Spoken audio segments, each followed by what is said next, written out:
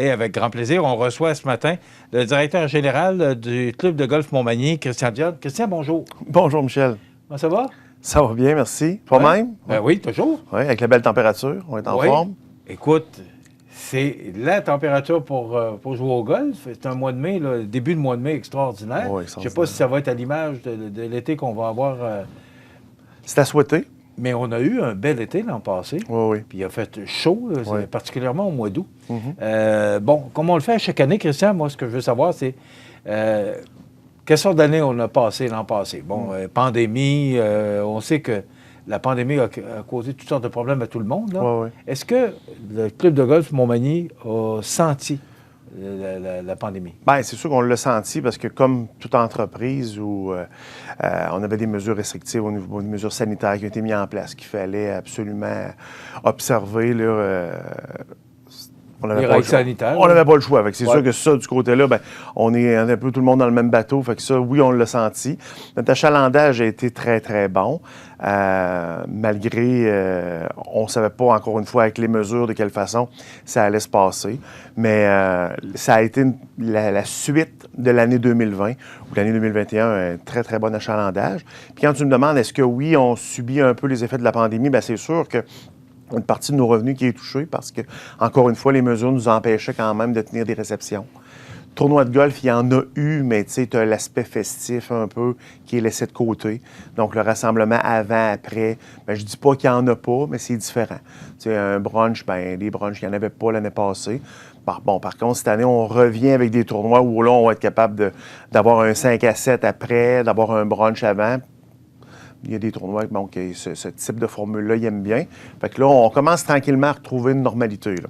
Bon, avant les fêtes, on a fermé l'année, aspect comptable. Oui. On finit l'année comment? On a fini l'année positivement, une année qui ressemblait à notre année 2020. C'est sûr que... de mille. Oui, bien, un peu plus parce que, veux pas, on avait les subventions du gouvernement, là, les programmes gouvernementaux du fédéral là, qui nous ont aidés, puis qui ont aidé beaucoup de clubs de golf.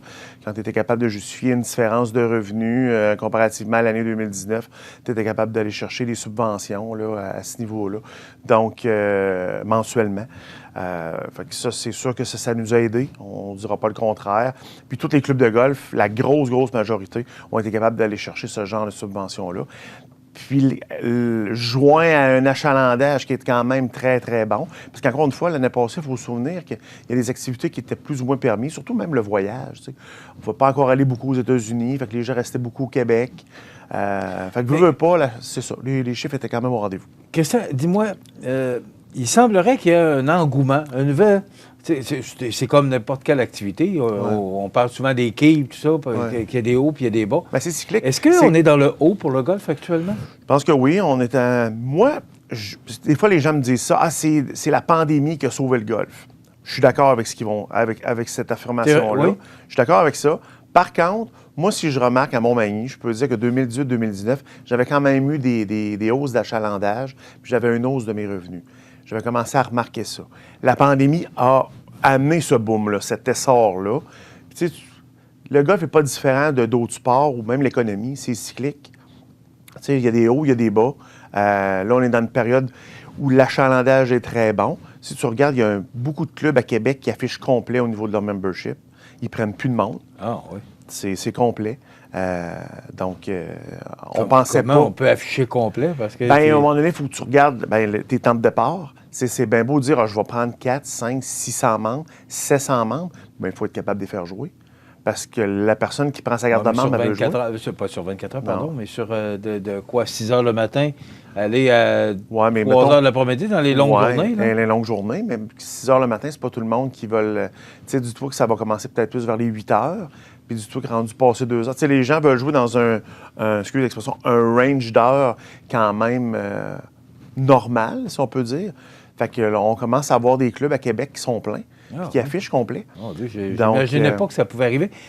Montmagny, ce serait quoi le plafond? Bien, on a déjà eu, il y a une vingtaine d'années, on affichait un petit peu plus de 400 membres. Puis je me souviens à cette époque-là, parce que moi, ça fait au-dessus de 30 ans que je gravite au club de golf à Montmagny. J'étais membre avant d'être directeur général du club. Là. Depuis que j'ai 13 ans que j'ai ma carte, j'en ai 45. Donc, depuis 90 que je suis là, j'ai vu passer beaucoup de visages, beaucoup de monde. Puis, je te dirais qu'à 400 quelques membres, les fins de semaine, pour avoir ton temps de départ, c'était un petit peu plus compliqué qu'aujourd'hui. Aujourd'hui, là, on pourrait pratiquement faire un copier-coller de la grille du samedi matin puis la dupliquer de samedi en samedi. Ça finit tout le temps que ça se ressemble pas mal. C'est pas mal les mêmes membres qui jouent pratiquement aux mêmes heures. Mais je me souviens qu'à cette époque-là, c'était beaucoup plus compliqué. Ça jouait un petit peu plus du coude pour avoir le départ, mettons, à 8h30, si on peut dire. Mais il y avait de la place pour tout le monde. Donc, si tu me demandes le nombre de membres, il faudrait dépasser le 400 puis se rapprocher quand même du 500. Là. Il y a combien de membres actuellement? Bien, l'année passée, si je te fais un chiffre, on était tout près de 300. Okay. On était tout près de 300 membres. Parce qu'il y a eu une baisse, à un moment donné, une baisse vraiment marquée, là. Il y a quelques années de ça. Ça inquiétait même. Moi, dans mes premières années, là, moi, je suis arrivé, j'ai commencé vraiment la saison 2013. On était autour de 2,40, 2,30. Puis à un moment donné, on est descendu 2,20, 2,25. Là, tu dis, oh, là, c'est ce qu'on va finir par être en bas du 200. Là, l'année passée, on était... le chiffre juste, c'est 2,87 l'année passée. Là. Mais c'est ça. Moi, graviter autour du 300... t'es heureux? 300. Moi, j'aimerais ça être plus autour de 3,25, 3,25, 3,40. Là. Il me semble que le 25-40 membres de plus que le 300 là, nous donnerait un petit coussin supplémentaire qui nous permettrait vraiment bien de respirer. Mais c'est quand même pas... C'est quand même pas spiré ça, là.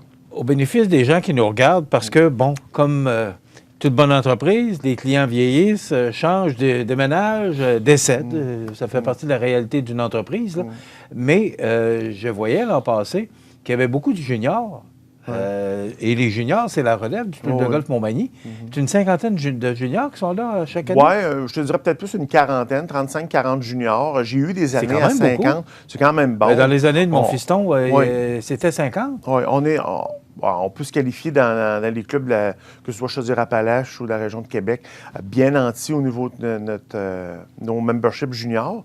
Mais il faut continuer d'essayer de les faire progresser, puis qu'ils continuent d'aimer le golf, puis qu'ils continuent d'être membres dans le futur. C'est ça qui est toujours le défi, parce que quand, les études, le travail, le petit gars se fait une blonde, ou la fille se fait un petit chum, là, c'est sûr que là, des fois, le golf peut être mis de côté un peu. Mais moi, je dis tout le temps, c'est plus facile de recommencer à jouer au golf à 28-30 ans quand tu as joué quand tu étais jeune que quand tu n'as jamais touché à ça. Bien, si je prends l'expérience de mes enfants, les deux jouent au golf. Ce sont deux très bons joueurs de golf grâce au camp junior dans le temps, parce qu'on leur apprenait à jouer au golf. C'est ça. Et aujourd'hui, comme tu le dis, c'est qu'à un moment donné, des études ont fait qu'ils ont délaissé le golf. C'est ça. Ils sont revenus à ça. Exact. Mais c'est la relève. Oui, effectivement. Puis on a beaucoup de jeunes dans la tranche d'âge là, de 20 à 30, 35 ans. On en a beaucoup. La pandémie, c'est ce que ça a amené. C'est que ces jeunes-là se sont remis au golf ou ont débuté le golf, tout simplement. Parce que, tu te souviens, là, quand on était en 2020, là, en avril, mai 2020, les sports d'équipe, il n'y en avait pas. Tu ne pouvais pas jouer à la balle, tu ne pouvais pas jouer au soccer. Tu sais, c'était des sports là, que tu ne pouvais pas pratiquer en équipe. Ça a été permis un petit peu plus tard dans l'été, mais au début, puis tu n'avais pas de voyage de permis. Fait que là, les jeunes ont dit, là, si on veut faire quelque chose, on va se mettre à jouer au golf, parce que c'est vraiment une des seules affaires qu'on peut faire, puis avec du monde proche. Là, tu peux trop bien partir à 4 puis avoir du plaisir à 4. Là. Maintenant, si on regarde l'année qui commence, bon, c'est ouvert depuis jeudi passé. Vendredi, oui. Puis, comment ça a réagi? Parce qu'il fait beau. Il fait pas chaud, mais il fait beau. Il fait beau. Et puis, on annonce encore une super belle semaine là, pour la première semaine de la saison. C'est sûr que le mois de mai, c'est un mois où c'est plus les joueurs, les golfeurs locaux, les membres qui sont présents. On n'a pas beaucoup de visiteurs, malgré que hier, je regardais, il y avait quand même des gens de Lévis, Québec. Là, on en avait quand même un peu sur le terrain. Est-ce qu'il y a encore de la neige? Non, presque plus. Ou excuse l'expression, la trail de skidoo passe le long du 9. Il y en a encore un petit peu à droite, là, parce que c'est quand même à l'ombre, mais c'est négligeable rendu là. Okay. La neige a fini par disparaître. L'an passé, on a réalisé des travaux pour le chalet. Maintenant, le Pro Shop. La boutique. Que c'est bon. La boutique. La boutique. OK. Bon. Pro Shop, c'est anglais, je pense. Hein? La boutique, c'est beaucoup plus français. Oui, oui. On a réaménagé ça à l'intérieur du club de golf. On a changé, on a coupé des haies pour vraiment réaménager puis rendre ça plus efficace. Est-ce que tu es content de cette amélioration-là? Comment ça a été, les commentaires des golfeurs? Moi, j'ai trouvé ça extraordinaire, tu le dis, là. Je trouve ça tellement approprié, parce qu'avant ça, c'était loin. C'était loin. On était loin de tout, alors que là, vous êtes vraiment dans le feu de l'action. Tout est concentré à la même place. Dans le fond, on a réaménagé notre boutique à l'intérieur de ce qu'on appelle, nous, le bar membre, l'espace bar membre, qui est quand même très, très grand.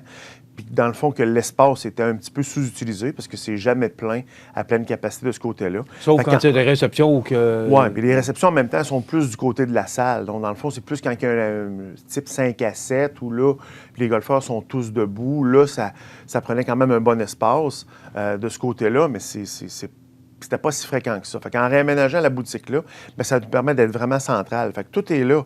On a notre employé qui travaille là, qui peut répondre au téléphone, qui va faire payer les gens pour leur départ, qui va contrôler un petit peu le trafic. Puis, tu as le bar, si jamais on est la semaine, comme à ce temps-ci de l'année, bien, c'est sûr que le bar, il est pas ouvert, entre guillemets, mais j'ai un comptoir libre-service avec un frigo dans ma boutique. Fait qu'il n'y a rien qui empêche les gens de s'acheter une consommation puis d'aller la prendre à l'extérieur ou de la prendre du côté du bar. Mais ce que ça permet, c'est d'être tout proche, au lieu de gérer comme deux parties. Tu avais la boutique qui était à un bout du chalet, puis tu avais le bar qui était complètement à l'autre bout du chalet. Dans ce cas-là, tout est concentré au même endroit. Fait que ça amène un aspect plus convivial. Fait que quand les golfeurs, les membres ont fini de jouer, puis que, mettons, on est la fin de semaine, puis ils prennent un verre à l'intérieur, bien là, ils voient les autres golfeurs arriver, ils viennent à la boutique. Ça fait une belle interaction, puis ça concentre tout le monde dans le même espace à peu près. On aurait dû faire ça avant. C'est facile de le dire après, là, oui, mais c'est sûr. c'est une belle amélioration parce que c'est un coin du chalet qui ne servait pas. Bien, c'est ça, comme je dis, ou presque pas. Donc là, on vient vraiment d'améliorer notre efficacité. Puis si tu me poses la question, moi, je ne retournerai pas en arrière, c'est sûr. Là. J'adore ce qu'on a fait. Puis on se le fait dire pratiquement quand les golfeurs qui sont déjà venus il y a quelques années reviennent à Montmagny et disent « Hey, c'est donc bien beau ce que vous avez fait. C'est génial, c'est parfait. » Puis quand on prend le temps de leur expliquer aussi le pourquoi qu'on le fait, bien, ils comprennent « Ah, c'était beau la haie. » Oui, mais on leur explique pourquoi que... Bien, tout était loin, la boutique, le préposé au départ, tout était loin. Alors que là, on a vraiment tout concentré au même endroit. C'est là que ça se passe. Tu sais, dans le fond, on avait notre boutique à l'autre bout, puis là, on avait un préposé au départ qui était complètement à l'autre bout. On l'envoyait à le golfeur aviser le préposé pour finalement retourner au trou numéro 1. Tu sais, à un moment donné, ça faisait beaucoup de va-et-vient. Puis aller chercher les voiturettes, c'était à l'autre bout aussi. Alors, ça faisait... Fait qu'à un moment donné, je pense que tout concentré où on est là, puis c'est sûr qu'il fallait aussi déboiser pour rapprocher nos voitures de golf. Tu sais, on n'amènera pas une boutique à un bout de chalet puis on dire au golfeur, bien là, à ce que tu as payé, bien là, va chercher ta voiture qui est à l'autre bout. Là, ça n'a pas de bon sens, tu sais. Fait qu'il a fallu réaménager, il a fallu y penser, mais une fois que c'est fait, on est bien content. Comment tu vois la prochaine année? C'est à peu près 1 minute et demie. Écoute, je la vois un peu la suite de 2021. Je vois ça d'un très bon œil au niveau achalandage. C'est certain que le prix de l'essence va freiner quelques personnes. C'est la question que je voulais te poser. Ça, c'est certain. J'ai écouté un reportage hier, on disait qu'un club de golf de Montréal, ça peut lui coûter jusqu'à 20 000 d'essence parce que toute la machinerie pour tondre le gazon, puis bon, ça marche à essence. Là. Est-ce que c'est... on va le vivre nous aussi. On va le vivre nous aussi. Nous aussi, nos tracteurs marchent au gaz, marchent au diesel. Tout augmente. Donc, c'est certain que les coûts vont être plus importants de ce côté-là. Est-ce que c'est le golfeur qui va le payer? Bien, est-ce que c'est le golfeur qui va le payer? C'est sûr qu'il y a eu une petite augmentation au niveau de la tarification cette année, mais reste à voir. J'ose croire que l'achalandage va faire qu'on sera capable de booker notre budget, excusez l'expression, kiff-kiff, là, que les dépenses ne seront pas plus élevées que nos revenus cette année, malgré ces hausses de coûts-là. Puis là, bien, on verra en 2023 comment on se repositionne. Parce que, oui, il y a l'essence pour la machinerie, mais il faut penser aux frais de transport pour tout ce qu'on commande. Oui, mais c'est ça, l'achalandage. Est-ce que ça t'inquiète au niveau de l'achalandage? Bien, ça m'inquiète un peu, c'est sûr, parce qu'on a beaucoup de clientèle de Québec-Lévis. Donc, j'ai hâte de voir est-ce que cette année vont venir autant. Un gars qui vient habituellement 4-5 fois parce qu'il reste dans la région de Québec, bien parce qu'il descend vers Montmagny, il dit « J'aime le terrain, je viens le jouer, mettons, une fois par mois. » Bien, peut-être qu'il va dire « Je vais y aller 2 ou 3 fois. » T'sais, il va peut-être sacrifier quelques rondes à cause du prix de l'essence.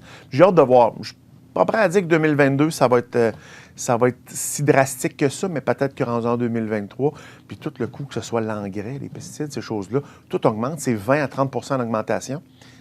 c'est quand même considérable. Là. Christian, on va te souhaiter une bonne saison. Bien, merci, Michel. On va être là. Et je le dis toujours, le club de golf Montmagny, c'est notre fierté. C'est tellement un beau club de golf. Très apprécié. Moi, j'avais des gens de l'extérieur qui me disent que c'est un des beaux clubs de golf qu'ils ont vu. Puis moi, je sais à le répéter, c'est le terrain, c'est un club de golf, mais c'est pour les gens de Montmagny et des environs. Tu sais, c'est pas, c'est juste pour les membres. Non, c'est pas vrai. C'est accessible à tout le monde, que vous soyez golfeur débutant, intermédiaire ou vraiment à un bon niveau de jeu. On accepte tout le monde. Il n'y a pas de. Ça a été longtemps perçu comme ça. On sait bien, c'est un sport qui est snob. Je ne sais pas trop jouer, je n'ai pas le droit d'y aller. Il faut casser cette mentalité-là. C'est plus ça en 2022. Très bon point. Merci beaucoup. Ça fait plaisir, Michel. Christian Dionne, directeur général du club de golf Montmagny. On s'arrête dans quelques instants. Les grands titres de l'actualité avec José Soucy.